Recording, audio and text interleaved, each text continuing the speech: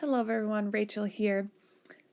Our group initially was going to choose a different tool to highlight, but once we started working on this project, we found that much of our collaboration was happening over Google Drive, specifically in Google Docs. We were motivated to choose this tool because we saw how wonderful it was to work in our group setting.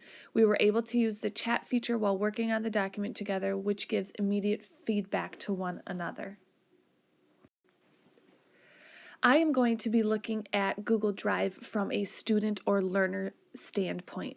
Looking at Google Drive from the learner perspective has been great because not only am I trying to understand what my students would think and appreciate of it, but I can give an honest opinion because I am a student. Google Drive is a fantastic resource for online courses, specifically in building community. I can't think of a better tool that allows students to come together and collaborate. The collaboration makes it so easy. Not only can us as students utilize it for projects, but we can also use it for social reasons as well. Now I'm going to break apart Google Drive by seeing if it aligns with the 7 principles of good practice in undergraduate education that was one of the articles that we read for this module. The first principle that I looked at was, does Google Drive encourage contact between faculty and students? As a student, I can see where Google Drive wouldn't be the most effective tool for contact between faculty and students because I feel like many times this is done through email or within the specific LMS. One thing that I do appreciate from my student perspective is that faculty can leave me comments and critiques right inside of my document. This makes it easier for me to make changes due to the fact that I do not have to have multiple tabs open in order to just change one thing. Since many of the Google products are offered free of cost, all of us students are able to use the products together. I believe that this encourages reciprocity and cooperation among students. It doesn't matter what type of device we are on, we can all cooperate and collaborate through these products. I'm able to hold my colleagues accountable for their work because I can see exactly what is happening, even at the same time, if I want. The next principle talks about encouraging active learning. Google Drive absolutely offers a chance for students to use active learning. I was active and engaged while working closely with my classmates on our outline for this project.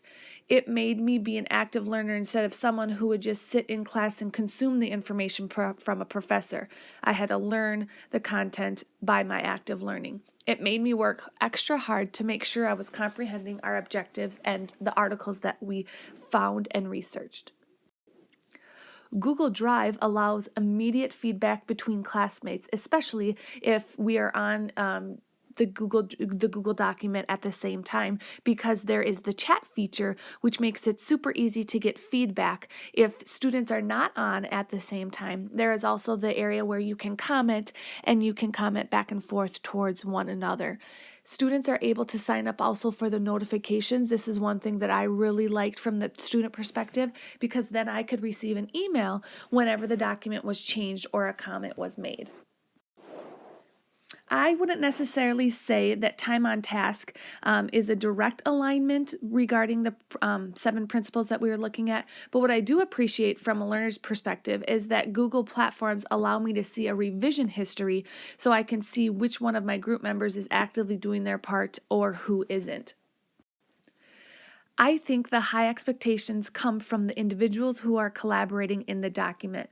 Google is obviously a high respectable company, and they offer products that people expect the best out of, especially when students are encouraged to utilize it by the university. As a student, I appreciate that Google Drive, specifically Google Doc, offers word processing free of charge, depending on how your school utilizes it. Not only does it offer word processing, but it also allows you to use other applications like spreadsheets, presentation tools, and forms. That way, I am able to choose what works best for me and my learning style. Students are able to change the language in a document, as well as use the translation features if need be. Google is continually adding and introducing add-ons that also help with differentiated learning and utilization of their products. An example is the Read and Write add-on by Google, which turns the user's spoken word into text. The last couple of slides here, I'm going to look at how does Google Drive or does Google Drive integrate any of the New Horizons report that was one of the articles that we read as well. The first one that I saw that that aligned directly with the New Horizons report was that there was a shift from students as consumers to creators. Google Drive allows students to create anything and everything. As a student, I am constantly, creating when I'm using the tools within Google Drive.